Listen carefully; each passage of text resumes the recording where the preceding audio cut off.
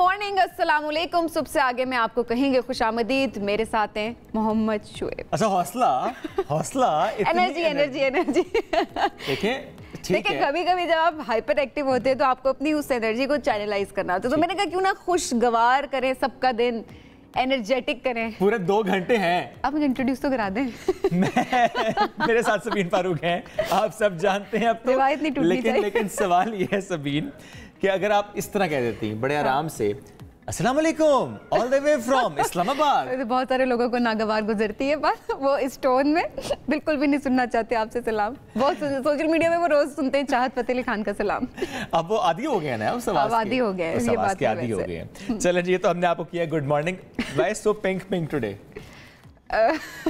क्योंकि मैं तो ठीक है, मेरे पास तो एक्सक्यूज है बारबी का। आपके पास क्या एक्सक्यूज है? बारबा? क्यों भाई, मतलब जरूरी है कि पिंक सिर्फ खवातीन के लिए? ये आज वैसे ये बात है। अच्छा, बारबी की थीम को साइड पे रखते हैं। जो हमने हमेशा रंगों पे कर दिया होता है ना, स्टीरियोटाइप की हुई होती है कि जनाब ये कलर जो है वो सिर्फ मर्द पहनेगी, ये कलर जो है वो सिर्फ खवातीन पहनेगी। तो आज शुएब ने वो स्टिग्मा खत्म किया, शुएब ने वो स्टीरियोटाइप ब्रेक की है मर्दों के हवाले से। ऐसे ठक करके और पिंक पहन लिया है। तो आज शुएब ने पिंक, बल्कि ऐसा करता है कि हाफ ब्रेक किया है, मैंने परवेज कोट पहन के उस पिंक को थोड़ा सा कम किया है, लेकिन आपने पिंक कुर्ता पहना है। हाँ, it's beautiful. I love it. तो आप सब भी रंगों को रंगों की तरह ही देखा करें, ये थोड़ी होता है, रंगों का जेंडर नहीं होता। वैसे मेरी बेटी आज बहुत खुश होगी। अच्छा, उसका फेवरेट कलर पिंक है। हमेशा कहती है हर चीज बाबा आप भी पिंक ले लें, तो आज मैं उसे बताऊंगा कि आज मैंने आपकी फरमाइश पे पिंक पहन ली है। चलें जी, बेटी बड़ी खुश होगी। चलें जी, बढ़ते हैं आगे। एक सवाल से करते हैं आगाज आज प्रोग्राम का, और सवाल ये है, वो ज़ाहिर है आप सबीन आपसे भी होता है और आप सबसे भी होता है, पाकिस्तानियों के पास बहुत वक्त क्यों है? पाकिस्तानियों के पास, अच्छा, ड्राइविंग करते हुए आप देखें तो हर एक को जल्दी है कि दूसरे को कट करके आप फौरन आगे निकलें। ओवरटेक करना तो हमारी, मैं कहती हूँ हमारी तो सकाफत में ही चीज शामिल होती है, नेचर में नहीं है, लेकिन फिर भी बहुत वक्त है। और मैं वही हैरान हो रही थी कि अक्सर मैं सोच रही थी इन्होंने पहुंचना कहाँ होता है, लेकिन उसी सड़क के ऊपर अगर कहीं पर खुदा न खास्ता कोई एक्सीडेंट हुआ है, कोई लड़ाई झगड़ा हो रहा है, तो वही सारे लोग गाड़ियां रोक कर भी और ऐसे सर्कल बना के भी वहां खड़े हो जाएंगे। घंटा लड़ाई चलेगी तो घंटा वहीं पे खड़े रहेंगे। साइड पे पीछे के तो सभी एक बात है, वरना ड्राइविंग करते करते यूं हल्की की गाड़ियों देख रहे हैं ऐसे और तब जल्दी नहीं है। वो बंदा पूछे भाई तुमने करना क्या है, तब जैसे वैसे हम बड़ी फारिग कौम है इन मामलात में, बहुत फारिग कौम है। जहां हम देखते हैं कि बिजली की तारें भी बिछ रही होती है ना, वहां भी खड़े होकर तमाशा देख रहे होते हैं, अच्छा ये तारें किस तरह से बिछ रही हैं, ऐसे ही है, सीखना चाह रहे हो शायद। कोई मशीन अगर कहीं पे गड़ा भी खोद रही है तो वहाँ पर भी खड़े हो जाएंगे। कचनार पार्क जाएं, चूँकि आजकल ना कचनार पार्क में बहुत ज़्यादा वेडिंग शूट्स हो रहे होते हैं। जब भी आप वो जाएंगे ना तो आप सामने देखेंगे 4 ब्राइड, इधर देखेंगे तो ब्राइड एंड ग्रूम, यहाँ किसी जगह मेहंदी का, किसी जगह वलीमे का, तो वहाँ पे ना लोग इकट्ठे होते हैं। मैं सोचता हूँ और उनको अनकंफर्टेबल, ब्राइड ग्रूम कैसे शूट कराएंगे, अनकंफर्टेबल ज़ाहिर हो, वो लोग बड़ा एक जुमकट्टा सा बना लेते हैं। तो जनाब ये मतलब अगर आपको वाकई कहीं जल्दी नहीं है तो प्लीज जल्दी मत किया करें, स्पेशली ड्राइविंग के दौरान। अच्छा, वैसे अब अगर हम हजूम की बात करें, इकट्ठा होने की बात करें, फिर पाकिस्तानी कहते हैं फिर हम क्या करें, हमारे लिए कोई एंटरटेनमेंट भी तो नहीं है, हम कहाँ जाके खड़े हों, कहाँ पे इकट्ठे हों, कहाँ पे कोई इकट्ठे होकर एंजॉय करें? डिफरेंट इवेंट्स हो रहे होते हैं, वहाँ पे चले जाएं। अभी 14 अगस्त की तैयारियां करें जनाब, 14 अगस्त की तैयारी क्यों नहीं करते सारे? अच्छा, और वो झंडियां लगाएं कल। अच्छा, कल मैंने बड़े मजे की शॉपिंग की 14 अगस्त की, मैंने झंडा भी लिया, और बचपन में पिंक कलर का झंडा, हमारा झंडा ही ग्रीन और वाइट है। और ये जो मुझे बड़ा अच्छा लगा, मतलब वो एक शॉपिंग होती है ना जो आप, मतलब मुझे बचपन अपना याद आ गया कि ये एक दिन होता है जिस दिन आप वाकई आपका दिल कर रहा होता है आप शॉपिंग करें। शर्ट ली मैंने, झंडा लिया मैंने, और मतलब मैं बड़ी खुश हुई, और घर के बच्चों के लिए भी लिया। आपने तो कर लिया, हाँ। आपने भी कर लिया होगा, हम सब कर रहे हैं। वैसे वो पाकिस्तानी दायरा गैर में मुकीम पाकिस्तानी कैसे मनाते हैं 14 अगस्त? वैसे ये बात, क्या वहाँ पर स्टॉल्स लगते हैं इस तरह के? बिकॉज आई डोंट नो, मेरा कभी इत्तेफाक नहीं हुआ दूसरे किसी मुल्क में मैंने 14 अगस्त मनाई हुई हो, तो मेरा कभी इस तरह का इत्तेफाक नहीं हुआ। तो वहाँ पर ऐसी गैदरिंग्स होती हैं। एक दफा का याद है सभी दुबई में 14 अगस्त सेलिब्रेट की थी, वहाँ पे उसी तरह लोग पाकिस्तानी की अगर मैं बात करूँ, वो गाड़ियों पे झंडे लगा के घूम रहे होते हैं। अब यूके में, दुबई में, यूके में हम बहुत ज्यादा ये देखते थे, इनफैक्ट हम यूएस में देख रहे होते हैं कि लोग घूम रहे होते हैं काफी ज्यादा। चले, तो इस बार कुछ है, इस बार भी हो सकता है कुछ ना कुछ हो। इवेंट्स हो रहे होते हैं, ज़्यादातर मुकीम पाकिस्तानी में एंजॉय करते हैं। दुबई में कोई इवेंट मैंने सुना है कि अच्छा, हमारे सिंगर्स भी जा रहे होते हैं वहाँ पे, और वो भी जाकर जो है परफॉर्म कर रहे होते हैं। अली जफर का मैंने देखी थी पोस्ट, वो भी जा रहे हैं। गुलपनरा का भी मैंने देखा था। हमारे बहुत से बैंड्स हैं, खुमारिन का बैंड भी देखा मैंने, यहाँ से वहाँ जा रहे होते हैं। चलिए, तो हमने बात कर ली जनाब 14 अगस्त की सेलिब्रेशन की, पाकिस्तान या पाकिस्तान से बाहर। एनीवेज जी, बढ़ते हैं। लेकिन आप जैसे भी 14 अगस्त मना रहे हैं, आपने अपनी वीडियोस, शॉर्ट वीडियोस हमें जरूर भेजनी है, ताकि हम देखें कि आपने अपना आज़ादी का दिन किस तरह से मनाया है। बिल्कुल, चलें जी बढ़ते हैं आगे। एक ज़बरदस्त खबर के साथ आगाज़ करते हैं अपनी खबरों का। वो पहली खबर ये है, तनख्वाह नहीं लूँगा।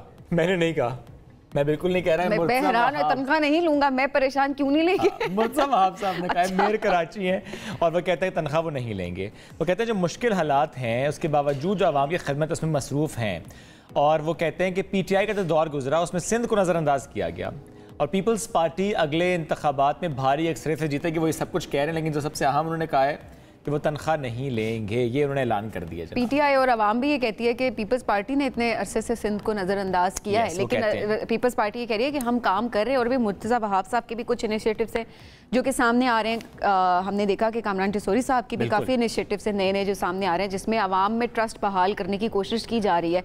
लेकिन जाहिर है थोड़ा टाइम ज़रूर लगेगा, लेकिन तनख्वाह ना लेने वाली बात तो मिसबाहुल हक वाली बात ना हो रही हो ये कहीं। You never know। चले बढ़ते आगे। अब बात करते हैं, जिस तरह अगस्त के महीने में हमें कोशिश की है कि पाकिस्तान की कुछ ऐसी जगहें, कुछ ऐसी बातें, कुछ ऐसी चीज़ें आपसे शेयर करते हैं जो सिर्फ और सिर्फ कहाँ हैं, पाकिस्तान में है।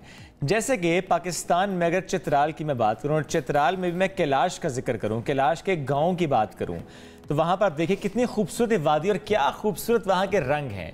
ये बुलंदो बाला पहाड़ों और हरे भरे दरख्तों के बीच में इन्हें हम कहते हैं कि महसूर कबीला। ये कैलाश, एक तो ये बहुत सालों बाद दरियाफ्त हुआ था, क्योंकि ज़ाहिर है ये बिल्कुल एक बंद कहना चाहिए कि इलाके में थे, इनका दूसरी दुनिया से कोई राबता नहीं था।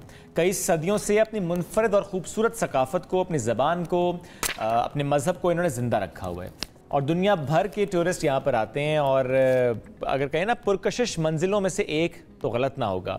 अगर ख़वातीन की बात करें, स्पेशली इस वक्त आप विजुअल दिखा भी रहे हैं, जिस तरह वो उनका अटायर होता है वेरी कलरफुल, खुद बनाती हैं, बहुत मेहनत से बनता है। अच्छा, जो हेयर स्टाइल होता है वो बड़ा खूबसूरत होता है। उसके बाद जो इनकी कैप होती है, आई डोंट नो ये जो सर पे कैप पहनते हैं इसको एक्चुअली इनकी ज़ुबान में क्या कहा जाता है, इसके लिए एक स्पेसिफिक वर्ड होता है। आप बताएं, जितने चित्राली हमें देख रहे हैं हमें ज़रूर बताएं कि इसको क्या कहा जाता है। और इस अटायर को भी प्रॉपरली कोई एक नाम दिया जा रहा होता है, लेकिन इनका जो प्रॉपर डांस एक होता है कैलाशी, और कितनी खूबसूरती से तमाम लोग बाकी पूरे इलाकों से पाकिस्तान के यहाँ पर ट्रैवल करते हैं और जाते हैं। और वहाँ पर चाहे वो वहाँ से ताल्लुक़ रखते या नहीं रखते, वो ये अटायर, वो ये गेटअप ज़रूर कर रहे होते हैं और अपनी पिक्चर्स अपलोड कर रहे होते हैं। पूरी दुनिया में इसको बहुत ज़्यादा सराहा भी जाता है, स्पेशली इस डांस को। और ये जो आपने ड्रेस की बात की, ज़रा चोगा तो कहते हैं इसको, और जो कैप की बात आप करें ज़रा बहुत ही खूबसूरत होती है और बड़ी ही कलरफुल बनाती है। ख़वातीन खुद हैं और मर्दों के लिए भी वैसे तो होती है, लेकिन ये ख़वातीन के लिए जो है ना ये बहुत ही डिफरेंट होती है। मर्दों वाली में तो एक पर लगाया जाता है, लेकिन जो ख़वातीन वाली है वो थोड़ी सी डिफरेंट है। उसमें सीपियों का भी इस्तेमाल किया जाता है और काफ़ी और चीज़ें भी जो है वो लगाई जाती हैं। जो फेस्टिवल्स होते हैं, एक से बढ़कर एक फेस्टिवल होता है, चिलम जोश फेस्टिवल या दीगर फेस्टिवल्स, बहुत ही डिफरेंट फेस्टिवल्स होते हैं। बिल्कुल। और ये भी कहा जाता है कि कुछ त्योहारों पे दूध इकट्ठा करते हैं, पनीर बनाते हैं, और उसके बाद जब वो फेस्टिवल का एंड होता है तो आपस में से क्या कहना चाहिए, डिस्ट्रीब्यूट तो नहीं, एक्सचेंज करते हैं। बिल्कुल। तो ये शुएब वैसे कभी कभी जाकर हमें रिकॉर्ड भी करना चाहिए और हमें जरा ये चीज़ एक्सपीरियंस भी करनी चाहिए। मैंने हमेशा तस्वीरें देखी हैं, आहिस्ता आहिस्ता कैलाश की जो पॉपुलेशन वो कम होती चली जा रही है। चलें जी बढ़ते आगे। और फिर बात अगस्त की है, तो मिली नगमों का सिलसिला जनाब। तो एक मिली नगमा आज भी हमने चूज किया हुआ है, ए वतन प्यारे वतन पाक वतन। आइए आपको सुनाते हैं। उस्ताद अमानत अली खान ने इसको गाया और मिली नगमा 1965 में रिलीज़ हुआ। मारूफ शायर और अदीब प्रोफेसर करम हैदरी साहब ने इसको लिखा। प्रोफेसर करम हैदरी ने अंग्रेज़ी, उर्दू, पंजाबी, फ़ारसी, पोटोहारी में 40 से ज़ायद किताबें तहरीर की हैं। उस्ताद अमानत अली ख़ान की बात की जाए तो किसी तारुफ के मोहताज नहीं। उनका शुमार पटियाला घराने के बड़े क्लासिकल गुलकारों में होता है और उन्होंने गुलकारी का आगाज़ 1945 में किया और उसके बाद रेडियो और PTV की वो ज़रूरत बन गए। कई एज़ाज़ात के साथ साथ प्राइड ऑफ परफॉर्मेंस से भी उन्हें नवाजा गया। खूबसूरत ये मिली नगमा जो कि हमने आपको सुनाया, और कोशिश तो ये थी कि ज़ाहिर अगस्त के महीने में हम मैक्सिमम सुना पाए मिली नगमे, लेकिन हम रोज़ाना की बुनियाद पर बल्कि सुबह हम जब बैठी होती है हमारी टीम, हम डिस्कस करना चाहिए ये मिली नगमा या ये चूज़ करना बड़ा मुश्किल होता है। चूज़ करना वाकई बहुत मुश्किल होता है, लेकिन सिलसिला ही जारी रहेगा। सबको तो हम नहीं कवर कर सकेंगे, लेकिन जितनों को हम कवर कर सकते हैं। आप भी गाते हैं, आपके खूबसूरत, अगर आपकी आवाज़ बहुत खूबसूरत है तो आप भी हमें वीडियोज़ बनाकर भेज सकते हैं। हम बढ़ेंगे फिलहाल एक ब्रेक की जानिब, आप रहिए हमारे साथ। Welcome back after the break. थोड़ा बात मौसम की करते हैं, कहाँ पर बादल कहाँ पर बारिश। इस्लामाबाद में कल बड़ा तूफ़ान आया जनाब। आई होप कि सब सेफ़ होंगे, कोई ऐसी खुदा न खास्ता कोई बुरी ख़बर सामने नहीं है, लेकिन दरख्त वगैरह सब गिरे हुए थे यहाँ पर। कम से कम जो है वो आज 24 डिग्री सेंटीग्रेड है, इस्लामाबाद में 25 डिग्री सेंटीग्रेड है जनाब, और ज़्यादा से ज़्यादा 34 डिग्री सेंटीग्रेड है इस्लामाबाद में, और आज भी बारिश है इस्लामाबाद में जनाब। इसके अलावा लाहौर में कम से कम 28 डिग्री सेंटीग्रेड है और ज़्यादा से ज़्यादा 37 डिग्री सेंटीग्रेड है, और हल्के हल्के बादल हैं वहाँ पर। कराची में कम से कम 27 डिग्री सेंटीग्रेड है और ज़्यादा से ज़्यादा 30 डिग्री सेंटीग्रेड है, वहाँ पर भी बादल हैं और बारिश का इम्कान है आज। और पेशावर में कम से कम 27 डिग्री सेंटीग्रेड है और ज़्यादा से ज़्यादा 36 डिग्री सेंटीग्रेड है, वहाँ पर भी हल्के हल्के बादल हैं। कोयटा में कम से कम 21 डिग्री सेंटीग्रेड है और ज़्यादा से ज़्यादा 35 डिग्री सेंटीग्रेड है, और वहाँ पर जनाब आज सूरज निकला हुआ है। तो आज शुएब मौसम जो है वो बड़ा ही अच्छा है हर जगह पर। लेकिन कल मैं जिस तरह बता रही थी कि बहुत तूफ़ान आया यहाँ पर, मैं ड्राइव करी थी उस टाइम पे और लिटरली गाड़ियाँ रुक गई थी, और क्योंकि टहनियाँ गिरी हुई थी, दरख्त गिर रहे थे, और उसके अलावा हवा का रुख इस तरह का था कि जीरो विजिबिलिटी थी तकरीबन। तो थोड़ा थोड़ा करके वो थोड़े टाइम के लिए था, लेकिन बहुत तेज तूफान था। मानसून में जरा ऐसा देखते भी हैं कि एक लोकल सा इवेंट हो भी जाता है। चलें जी, बढ़ते हैं आगे, बर्थडे की बात करते हैं। हाँ जी, आपकी हमारी फेवरेट हदीका कियानी जनाब, आज उनकी बर्थडे है। बिल्कुल उनकी बर्थडे, लेकिन इससे पहले कि बर्थडे पर जाएं, बर्थडे की बात करें, हदीका कियानी का जिक्र करें, मौसम की जो कि आपने बात इससे पहले की है, और मौसम आइंदा आने वाले 24-48 घंटों में कैसा रहेगा, इस पे डिटेल से बात करनी है। सरदार सरफराज साहब, चीफ मेट्रोलॉजिस्ट सिंध, हमारे साथ मौजूद हैं। सरदार सरफराज साहब, बहुत शुक्रिया आपने वक्त दिया। सरफराज साहब, कैसा रहेगा मौसम अगर हम पहले कराची की बात कर लें तो 24-48 घंटों में?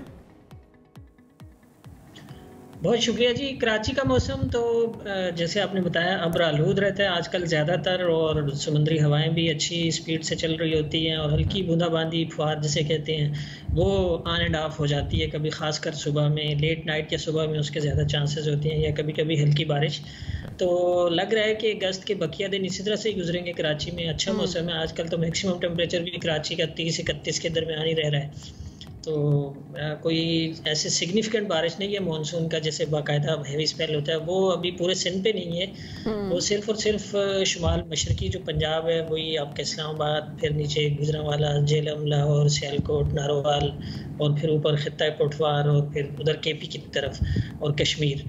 तो मानसून की ज़्यादा कंसंट्रेशन उधर ही है, क्योंकि मानसून का जो एक्सेस होता है, या जो ट्रफ जिसे हम कहते हैं कि भैया बंगाल से हमारी तरफ जो हवाओं का एक पैसेज होता है उसको मानसून एक्सेस कहा जाता है, तो वो बिल्कुल समझ लें कि नेपाल और फोर्ट हिल्स ऑफ हिमालय के साथ शिफ्ट हुआ है। तो उसकी वजह से हमारे नॉर्थ ईस्ट जो एरियाज़ हैं उन्हीं पे मानसून की हवाओं का फोकस है।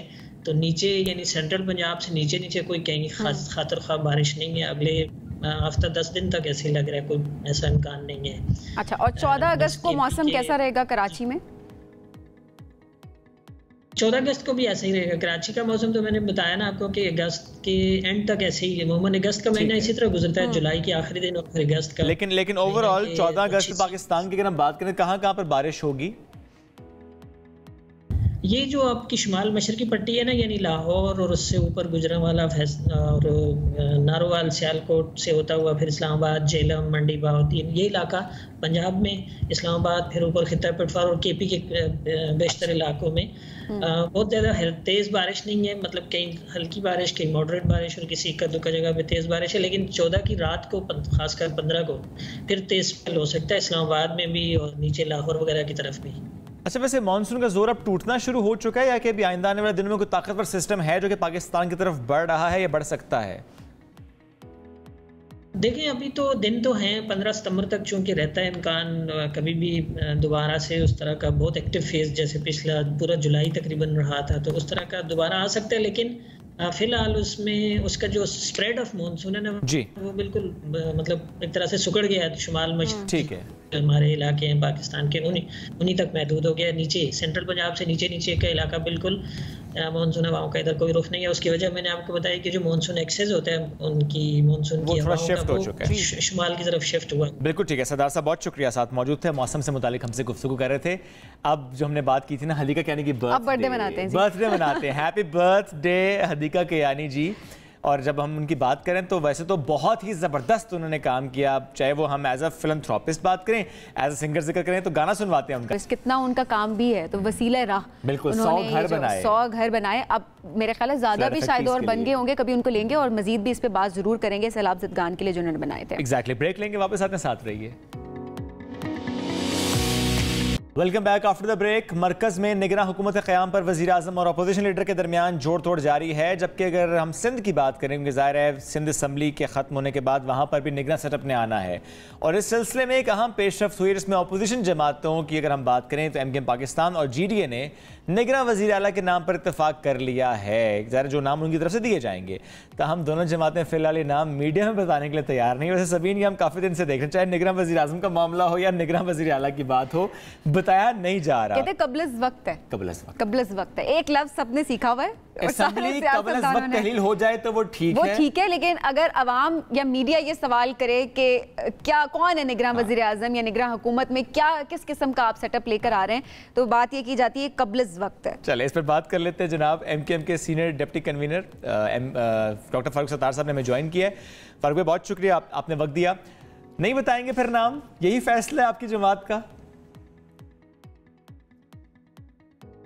देखिए, वज़ीर आज़म कोई भी बने या वज़ीर आला भी कोई भी बने, मेरे ख्याल में इस वक्त जो अहम सवाल हम सब के सामने कि हमें अब पाकिस्तानी कौम को बनाना है। देखिए, ये आज़ादी का महीना है और ये निगरान हुकूमतें आती हैं जाती हैं, इसी तरह मुंतखब हुकूमतें भी आती हैं और जाती हैं। फारूक भाई, इस बार वाकई आपको लगता है कि निगरान हुकूमत आएगी और जाएगी, या कि इस बार वाकई माहौल डिफरेंट है कि आएगी पर जाएगी कब ये किसी को पता नहीं है?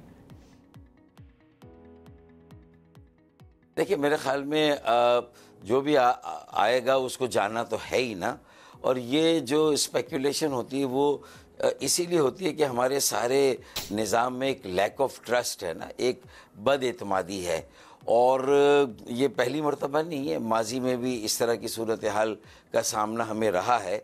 लेकिन ज़रूरत इस बात की है कि अब हमें बहुत ज़्यादा ज़िम्मेदारी का एहसास करना होगा।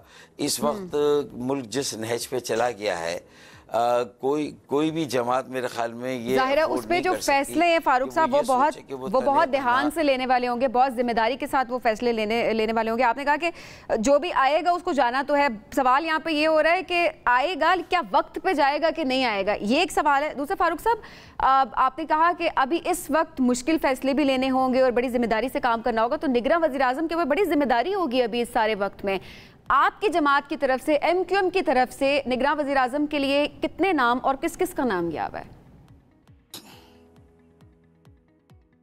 देखिए, हमारी तरफ से तो जो मौजू तरीन उम्मीदवार हमारे पास है वो हमने प्रपोज किया खालिद मकबूल सिद्दीकी भाई ने। वो कामरान टिसोरी भाई साहब है जो गवर्नर सिंध है, और गो के हमें उनकी बहुत ज़रूरत है। टिसोरी साहब जी है, गो के उनकी ज़रूरत हमें यहाँ है, लेकिन उसके बावजूद अगर मुल्क के वसीतर मफाद में जिस तरह उन्होंने गवर्नर हाउस को एक अवामी गवर्नर हाउस बनाया, वो अवामी गवर्नर बने, और उसके साथ साथ बाकी फलाही काम तो अपनी जगह पर हैं, रमज़ान की इफ्तार अपनी जगह पर, ईद की चूड़ियाँ और मेहंदी, मेरी वो सारे काम अपनी जगह। लेकिन फारूक भाई, क्या इस वक्त जो वज़ीर आज़म और अपोजिशन लीडर के दरमियान मुशावरत, जो इस वक्त अपोजिशन लीडर और वज़ीर आज़म के दरमियान मुशावरत हो रही है, जिन नामों पर डिस्कशन हो रही है, कि अभी तक उस डिस्कशन में कामरान टिसोरी साहब का नाम मौजूद है? देखें, ये इस्तेहकाक तो बिलाखिर वज़ीर आज़म का होगा और PMLN बड़ी जमात है उसी का होगा, लेकिन उनका भी रवैया मेरे ख्याल में यही है कि वो जो अपनी तरफ से भी अगर कोई नाम फाइनल करेंगे, PDM की तमाम जमातों के बाहम सलाह मशवरे के बाद, और जिसमें पीपल्स पार्टी को भी वो शामिल करेंगे, तो वो नाम भी हमारे सामने रखे जाएंगे, हमसे उस पर मशावरत होगी, हमसे भी मशवरा लिया जाएगा। और हमने भी कोई ये नहीं कहा कि अगर हमने कामरान भाई का नाम दिया तो हम इस ज़िद पर हैं कि कामरान भाई को करना। हमने तो ये ऑफ़र किया, अगर आपके पास कोई दस्तियाब नहीं, देखे ना गवर्नर का जो IT इनिशिएटिव है, 50,000 तलबा और तालबात जो फाइनली 5 लाख लोगों में से सिलेक्ट होंगे, उन्हें 10 लाख वाला जो है वो कोर्स पढ़ाया जाएगा, 10 लाख रुपए जिसमें लगते हैं पूरे साल भर के, और एडवांस ट्रेनिंग है IT की, मेटावर्स है, उसमें आर्टिफिशियल इंटेलिजेंस है, Web3 है, और मेरे ख्याल में पूरी दुनिया में इसकी बड़ी रिकॉग्निशन है। पाकिस्तान में भी तमाम सॉफ्टवेयर हाउसेस ने कहा इन बच्चों को हम ले लेंगे।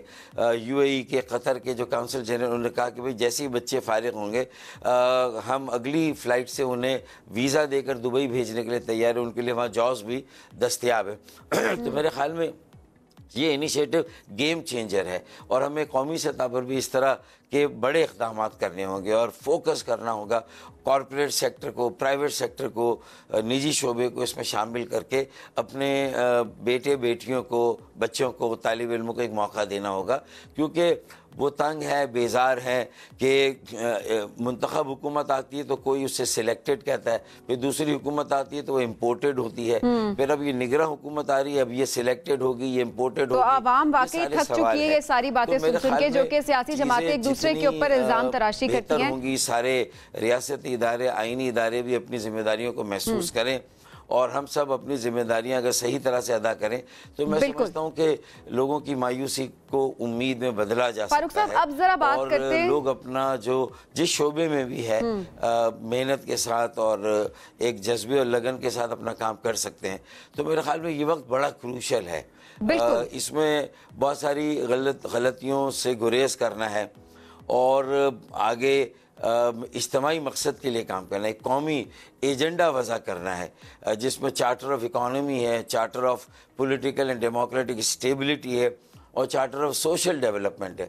ये सारे अगर तय होंगे फिर कराची का किरदार बिल्कुल माइनस है। जो चलता है, पाकिस्तान चलता है, इस्लामाबाद चलता है, पिंडी चलता है। तो मेरे ख्याल में ये सब चीज़ों पर भी सोचना होगा। निगरान वज़ीर आज़म का एक जो ठीक है, फारूक सत्तार साहब मौजूद हैं और ज़रा हम निगरान सेटअप पर बात करें, चाहे निगरान वज़ीर आज़म की बात हो या निगरान वज़ीर आला का जिक्र हो। चूँकि निगरान वज़ीर आला की जब सभी हम बात करते हैं तो 3 नाम जो कि MKM और GDA की तरफ से दिए गए हैं, और नाम कुछ सामने तो आए हैं, वो फारूक भाई ज़ाहिर उस पर बेहतर राय दे सकते हैं कि वो नामों में कितनी हकीकत है। शुएब सिद्दीकी, यूनुस ढाका और सफदर अब्बासी साहब। फारूक भाई, ये 3 नाम जो मैंने लिए हैं, क्या वाकई यही 3 नाम है, शुएब सिद्दीकी, यूनुस ढाका, सफदर अब्बासी, जो वज़ीर आला के लिए, निगरान वज़ीर आला के लिए तजवीज़ किए गए आप लोगों की तरफ से?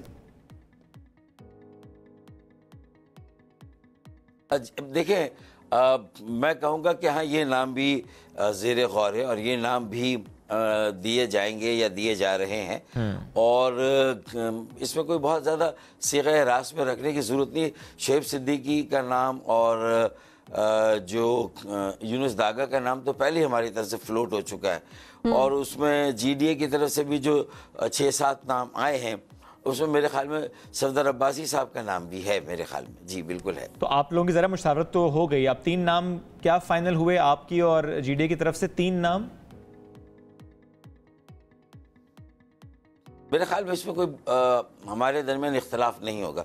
उन्हें हमारे नामों पर भी इत्तफाक़ है, हमें उनके कई नामों पर इत्तफाक़ है। जो उन्होंने नाम दिए वो बहुत बेहतर और बहुत मुनासिब है और सुलझे हुए बड़े ज़ीरा। चलो यूं कर लेते हैं फारूक भाई, यूं कर लेते हैं, शुएब सिद्दीकी पर क्या सबका इत्तफाक़ है? नहीं, मेरे ख्याल में इस पर इख्तलाफ किसी का नहीं है। यूनुस ढाका साहब पर भी ऐसे ही किसी का इख्तलाफ नहीं है। सफदर अब्बासी साहब का नाम सब ऐसे ही, और बाकी किसी में भी। और कौन से नाम है, और कौन से नाम है जिस पर आपको लगता है किसी का इख्तलाफ नहीं है इन 3 नामों के अलावा? देखिए नाम और भी हैं, जैसे रहमत जाफरी साहब एक साबिक जज होते थे, उनकी भी इंटेग्रिटी बड़ी इम्पैकेबल है और उन्होंने भी, उनका करियर बड़ा साफ रहा है और गैर मुतनाज़िर रहा है। यूनुस दागा हो, शुएब सिद्दीकी हो, रहमत जाफरी हो, फिर सफदर अब्बासी एक बड़े मंझे हुए तजुर्बेकार ज़ीरक सियासी अकाबिर हैं और मेरे ख्याल में उनके क्रेडेंशियल्स भी बड़े वाज़े हैं। लेकिन इसी में फारूक भाई, अगर ये 4 नाम हम इस वक्त सोच लेते हैं, शुएब सिद्दीकी, यूनुस ढाका, सफदर अब्बासी और रहमत जाफरी, इन 4 नामों में से एक ऐसा कौन सा नाम है जो आपको लगता है कि जब आप मुराद अली शाह साहब से डिस्कशन करेंगे तो वो भी कहेंगे कि नाम ऐसा है कि इसमें कोई शक शुबा नहीं है? हाँ। मैं समझता हूँ कि इनमें से किसी पर भी शक व शुबा नहीं होगा, लेकिन यहाँ बात आती है अपने सियासी, जमाती और गिरोही मफादात की, और 15 सालों से पाकिस्तान पीपल्स पार्टी ने जिस तरह मसनूई अक्सरियत पर बार बार अपना वज़ीर आला बनाकर बिला शिरकत गैर इख्तियार इख्तियार वसाइल पर जिस तरह कब्ज़ा रखा है, और दही सिंध तो दही सिंध शहरी सिंध के लोगों को भी जिस तरह बुनियादी सहूलतों से महरूम रखा, और जिस तरह की लूट मार हुई और जो सियासी मफादात उनके इन 15 सालों में कायम हुए, अपनी अगली हुकूमत को भी इंतखाबात के ज़रिए लाने में बाई हुक और क्रुक जिस तरह वो कराची में अपना मेयर ले आए, बहुत कम वोट पर अपने हल्के बनाए, बहुत ज़्यादा वोट पर हमारे हल्के बना दिए, हमें लेवल प्लेइंग फील्ड ही नहीं दिया जमात इस्लामी को और हमें। तो मैं समझता हूँ कि उसके बाद जो सूरत हाल बन रही है, तो इन सारी बातों में निगरां हुकूमत का हर हाल में बहुत गैर जानिबदार होना। लेकिन साथ साथ हम ये भी देख रहे हैं आपकी बातों से फारूक साहब कि आप काफ़ी फ्लेक्सिबल भी आप दिख रहे हैं कि चलें ये हमारी तरफ से नाम तजवीज़ कर दिए गए हैं, बाकी जो सिलेक्ट होता है ऑब्वियसली उसको आप एक्सेप्ट भी करेंगे। अब ज़रा बात करते हैं उन वादों की जो कि शहबाज शरीफ साहब ने आपसे किए, और उन वादों का ज़रा हमें बताएं कि कितने वादे थे, उनमें से जो पूरे हो गए, कौन से हैं जो कि अभी पूरे हो रहे हैं और आगे पूरा होने का इरादा है? देखें, मेरे ख्याल में K4 जो है वो उसमें मरकज़ की तरफ से, वफाक की तरफ से जो फंड्स आने थे, जिस वक्त आने थे, इतना पुश किया गया सूबाई हुकूमत को कि बिलाखिर चौथी मरतबा जब वज़ीर आला हाउस में इस मंसूबे का संगे बुनियाद रखा गया, तो चेयरपर्सन पाकिस्तान पीपल्स पार्टी बिलावल भुट्टो जरदारी ने खुद ये कहा, चेयरमैन ने, उन्होंने खुद ये कहा कि भाई ये अब ये मंसूबा शुरू हो जाएगा क्योंकि चौथी मरतबा ये संगे बुनियाद आपने रखा है।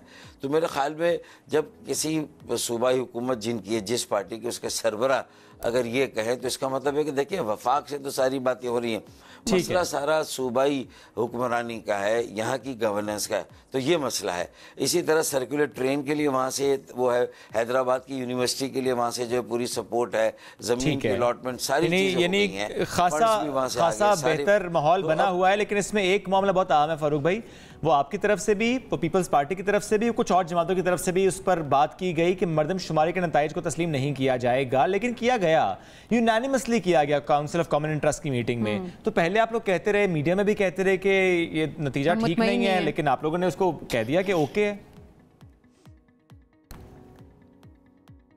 नहीं, मुतमईन तो हम अब भी नहीं है, तसल्ली का इजहार तो हमने अभी भी नहीं किया।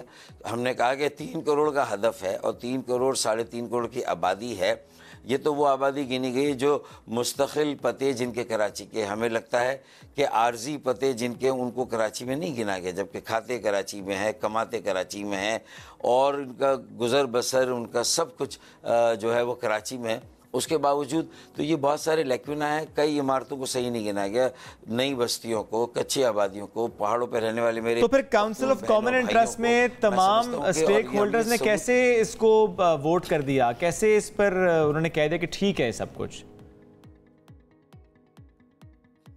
देखिए, हमारी नुमाइंदगी तो है नहीं काउंसिल ऑफ कॉमन, आपकी नहीं है, बिल्कुल नहीं है, लेकिन हमारे लिए उम्मीद की एक किरण जो हमारी, ना सूबों की, और सूबों में एक बड़ी जमात अगर हम पे काबिज हो, हमारे हुकूक पर, हमारे वसाइल, हमारी ज़मीनों, हमारे इख्तियार, हमारे इक़्तिदार, बल्दियाती निज़ाम और सारी चीज़ों को जो है वो एक कब्ज़ा करके कॉलोनी बनाने का जो उसका एक इरादा रहा है, तो उसके बाद लेकिन हमने कम से कम ये ज़रूर किया कि हमने निगरानी की, चौकीदारी की, सबूत शवाहिद दिए, डिजिटल डेटा से जब नहीं फारूक भाई, अगर आप लोग पहले कहते रहे कि आप लोग नताइज को तस्लीम नहीं करते, फिर आप लोगों ने रिजर्वेशन वज़ीर-ए-आज़म साहब के सामने रखी, फिर आपकी तरफ से कमेटी बनाई गई, वज़ीर-ए-आज़म साहब ने कमेटी बनाई, फिर मीटिंग्स हुई और कमेटी ने ज़रा मुतमईन करना था इस मामले को।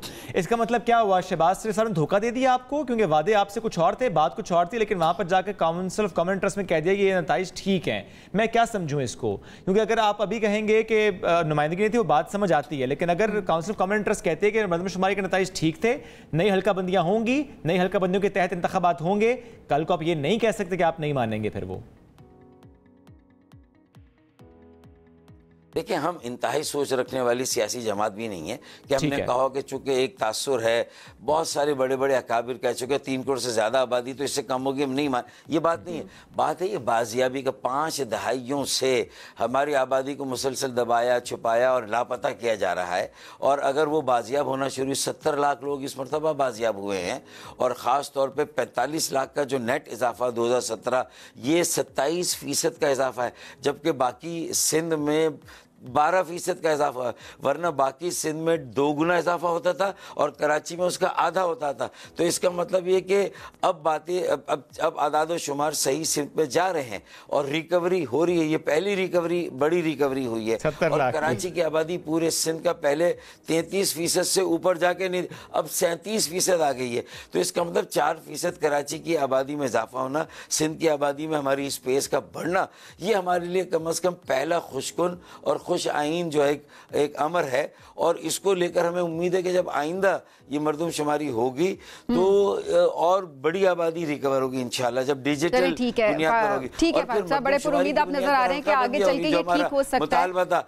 हल्का बंदिया जी। अच्छा फारूक साहब, आप जरा निगरां वज़ीर आज़म की बात करते हैं, सबको इंतजार है कि क्या नाम सामने आएंगे। आपका तजुर्बा क्या कहता है? इस वक्त काफ़ी नाम हैं, 2-3 नाम तो बड़े स्ट्रांगली सामने सरफेस पे आ रहे हैं, वो कह रहे हैं ये स्ट्रांग कैंडिडेट्स हैं। आप किसको निगरां वज़ीर आज़म देख रहे हैं अभी? देखिए, कामरान टेसोरी बहुत मौजू उम्मीदवार हैं। फिर तसद्दुक जिलानी, मैं समझता हूँ कि वो किसी के भी नॉमिनेटेड हो या प्रपोज हो, मेरे ख्याल में उनकी भी एक करियर इंटेग्रिटी बड़ी लोगों के सामने तस्लीम शुदा है। फिर उसके बाद अगर हम बात करें रमदे साहब, जो शायद PMLN के कैंडिडेट हो सकते हैं, तो ये वो उम्मीदवार है जो कि मेरे ख्याल में बेहतर मुनासिब है। फिर हफीज़ शेख जो है वो भी हर लिहाज से माशी माहिर हैं और ज़रूरत भी इस बात की कि एक ट्रांचे या किस्त IMF की आ गई, दूसरी आनी है केयर टेकर हुकूमत के दौरान ही आएगी मेरे ख्याल, और तीसरी फिर अगली मुंतखब हुकूमत जब आती है उसके बाद आएगी। तो मेरे ख्याल में ये सारी बातें इन्हीं नामों की गिर्द में। फारूक साहब, ये नाम तो चले, ये तो ऑलरेडी नाम सामने है, सारे नामों में ये नाम तो ऑलरेडी सामने है। आपके तजुर्बा के लिहाज से पूछना चाह रहे हैं, आपको क्या लगता है कौन बन सकता है सबसे स्ट्रॉन्ग कैंडिडेट? इन चारों में से बता दें, इन चारों में से बता दें सबसे स्ट्रॉन्ग कैंडिडेट।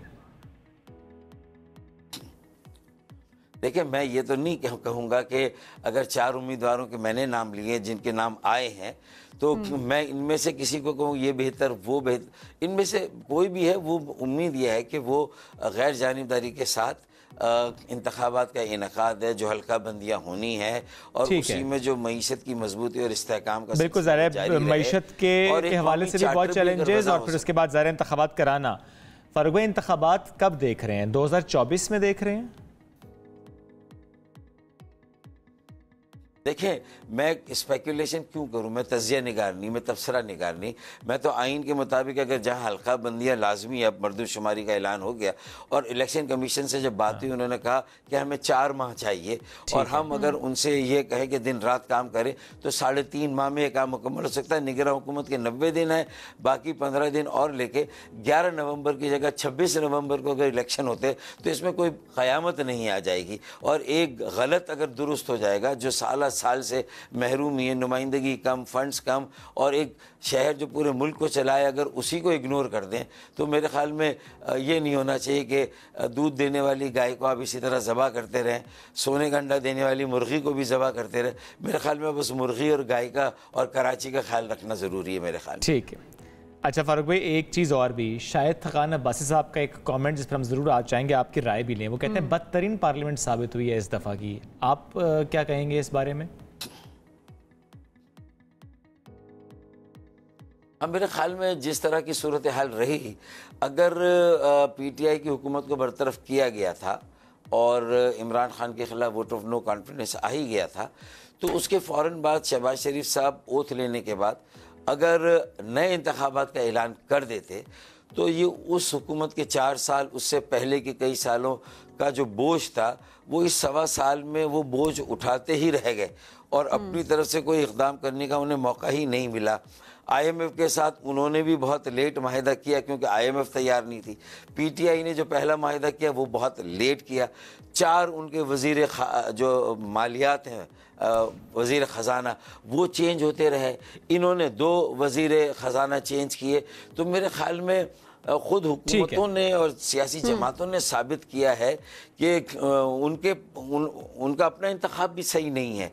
तो फिर ज़ाहिर है कि पार्लियामान पे इस तरह की बात जो है, ज़ाहिर है फिर इस तरह के कमेंट्स भी सामने आएंगे। फिर शाइफ खान अब्बासी की तरफ से भी जो बात की गई, आपकी राय, बिल्कुल आपकी राय जो है वो काबिल एहतराम है हमारे लिए भी।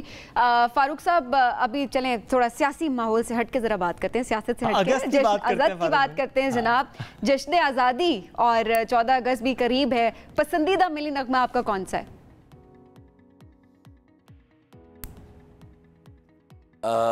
मेरे ख्याल में सोनी धरती अल्लाह रखे और जीवे जीवे पाकिस्तान। सुनाएंगे कौन सा? मेरे ख्याल में शहनाज बेगम ने उस ज़माने में, नहीं मेरे ख्याल में मिली नगमा कोई भी इसके बैकग्राउंड में चला दे और हम लोगों का मूड क्यों ख़राब करें। अच्छा, कोई दो लाइंस सुना दे। 2 लाइंस अगर आपसे रिक्वेस्ट करें। ठीक है, सोहनी धरती अल्लाह रखे, कदम कदम आबाद, कदम कदम आबाद तुझे, कदम कदम आबाद तुझे। जबरदस्त, क्या बात है, बहुत शुक्रिया, बहुत खुश रहें जी, सबको मुबारक। बहुत शुक्रिया फारूक भाई। एक ब्रेक ले लेना नाज़रीन, ब्रेक से वापस आएंगे, साथ रहिए। इस्लामाबाद में सिविल जज की अहलिया के हाथों घरेलू मुलाजमा जो तशद्दुद का निशाना बनी थी, उनकी बात करते हैं। इस मुकदमे की कार्रवाई तेज़ी के साथ आगे बढ़ रही है, जिसमें मजिस्ट्रेट की अदालत ने गुज़श्ता रोज़ गिरफ्तार मुलजिमा की दरख्वास्त ज़मानत मुस्तरद की और दूसरी जानिब लाहौर के जनरल हॉस्पिटल में रिजवाना बदस्तूर ज़ेर इलाज है और उसकी एक और सर्जरी हुई है। निगरान वज़ीर सेहत पंजाब डॉक्टर जावेद अकरम साहब ने कहा है कि बच्ची के जिस्म पर 93 ज़ख्मों के निशानात हैं और कमर का जो ज़ख्म है उसके हवाले से उन्होंने कहा कि 13 इंच का ज़ख्म है और कमर को चिमटों से जलाया गया है। ये बहुत अहम मामला, इस पर ज़रा हम बात कर रहे हैं। इस वक्त प्रोग्राम में ज्वाइन कर रही हैं सारा अहमद, आप Punjab child welfare and protection bureau की चेयरपर्सन हैं। सारा, बहुत शुक्रिया आपने वक्त दिया। सारा, कुछ इतलात तो मीडिया तक आई हैं और कुछ ऐसी चीज़ें हैं जो अब तक ज़ाहिर सामने नहीं भी आ रही, चूँकि आप जुड़ी हुई हैं पहले दिन से इस मामले के साथ और आप लोग वैसे भी ऐसे केसेस को बहुत ज़्यादा प्रायोरिटाइज़ करते भी हैं। कैसा मामला आगे बढ़ता नज़र आ रहा है आपको इस वक्त? बिल्कुल जी, देखें, बड़ा अफसोसनाक वाक़या हुआ और आपको पता ही है, जैसा आपने मेंशन किया, हम लोग बिल्कुल फोर फ्रंट पे रहे इस केस में। इवन जो JIT की फॉर्मेशन है उसमें भी बहुत मैं उसको अप्रिशिएट करूँगी, एक स्टेप लिया गया जिससे पता चलता है ये इस मामले को हाईलाइट किया गया, सीरियसली लिया गया और मीडिया का इसमें बड़ा अहम किरदार है। अगर मीडिया ये हाईलाइट नहीं करता, इतना एवरी डे आपने प्राइम टाइम में ये चलाया, अगर नहीं करता तो इसको सीरियसली नहीं लिया जाता ऑनेस्टली, क्योंकि मैंने बहुत केसेस देखे पहले और वो जो है वो अंडर द कारपेट रख दिए जाते हैं। एनीवे, हैविंग सेड दिस, मुझे लगता है कि इसमें वाकई जो है वो एक एग्जेम्पलरी पनिशमेंट दी जाएगी मुजरिम को, जो कि देनी भी चाहिए है, क्योंकि कानून सबके लिए बराबर होना चाहिए। हमने chief justice, honourable chief justice से भी कहा था कि सुओ मोटो ले, लेकिन उन्होंने वो नहीं लिया, लेकिन हमने देखा JIT फॉर्म हो गई। अभी जो बच्ची की सूरत हाल है, मैं उससे 2 दिन पहले मिली हूँ रिजवाना से जनरल हॉस्पिटल में, और वो अभी भी बहुत तकलीफ़ में थी क्योंकि ऑफ कोर्स सर्जरी हुई उसकी और अभी भी उसकी प्लास्टिक सर्जरी भी होनी है। बहुत ज़्यादा पेन में थी। उसने मुझसे कहा कि मुझे डॉल्स दे दें, मुझे गुड़ियाँ चाहिए। हमने वो भिजवाई उसको।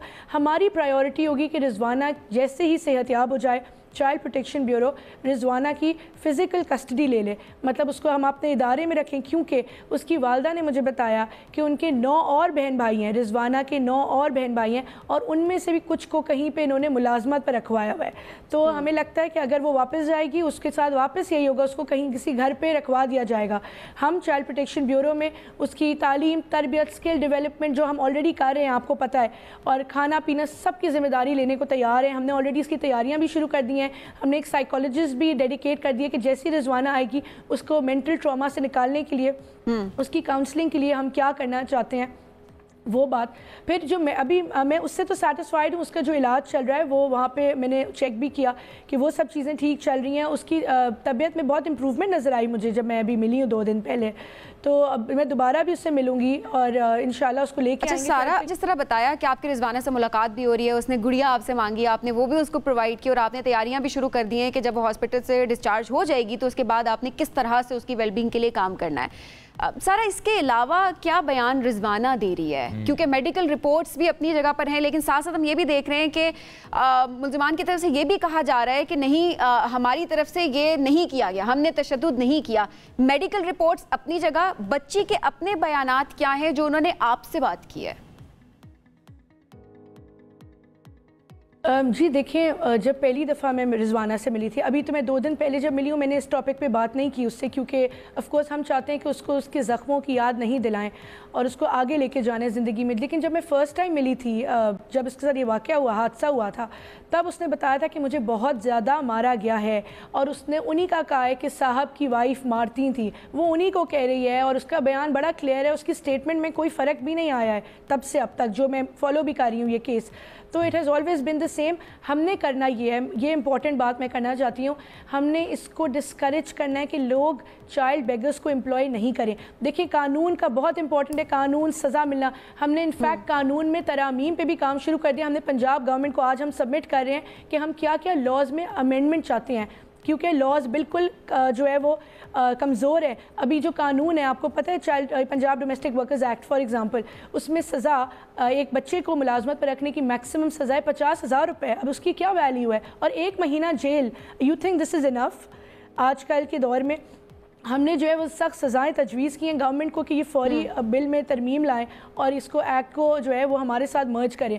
दूसरी बात, सोशल बॉयकॉट करना बड़ा ज़रूरी है। जो लोग बच्चों को घरों में मुलाजमत पे रखते हैं, हमने उनसे मिलना जुलना छोड़ देना है। ये हमने आज हैशटैग स्टार्ट किया है, social boycott of child employers. Discourage करना है इसको। सोसाइटी कुछ करना चाहते हैं, एटलीस्ट हम घर बैठे ये तो कर सकते हैं। सारा ये बहुत अहम बात है। मैं सवाल इसलिए भी आपसे ये करने वाला हूँ यहाँ पर, चूँकि सारा भी एक और तस्वीर भी तो वायरल हुई, आपने ज़रूर वो तस्वीर देखी होगी। 2 रोज़ पहले लाहौर के एक फूड कोर्ट से वो तस्वीर आई, जिस तरह वो बच्ची ज़मीन पर बैठकर खाना खा रही थी। जो रवैया, आपने जो लफ्ज़ यूज़ किया ना, सोशल बॉयकॉट, चूँकि अगर ऐसी जगहों पर हम उन लोगों का बॉयकॉट करेंगे, और वाकई वो कहते हैं ना, नेम एंड शेम देम, वो करना बहुत ज़रूरी है जो इस तरह की हरकतों में मुलव्वस होते हैं।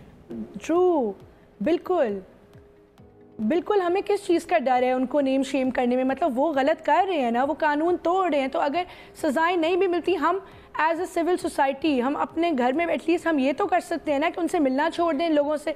क्या होगा फिर? इनके दिलों में गिल्ट आएगा, उनको शर्मिंदगी होगी कि उन्होंने बच्ची को मुलाजमत पे क्यों रखा है। इसमें भी मीडिया की मुझे हेल्प की ज़रूरत है। इस हैशटैग को भी फ़रोग देने में मुझे मीडिया की बहुत हेल्प चाहिए होगी।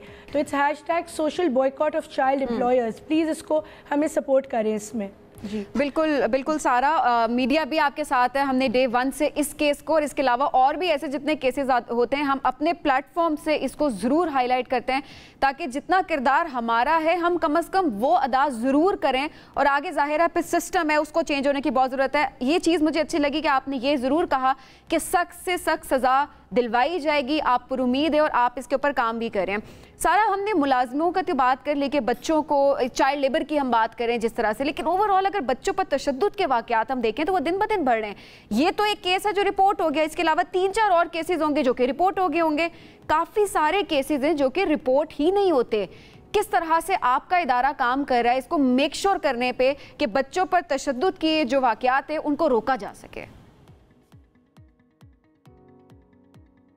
जी देखिए, एक तो हम आगाही पे काम करते हैं, उसके अलावा हम काम कर रहे हैं कि हमारी हेल्पलाइन का लोगों को पता चले, विच इज़ 1121 हमारी चाइल्ड हेल्पलाइन है। और ये सिर्फ पंजाब में हेल्पलाइन नहीं, ये जो दूसरे सूबों में अथॉरिटीज़ हैं उनमें भी यही हेल्पलाइन 1121 यूज़ होती है।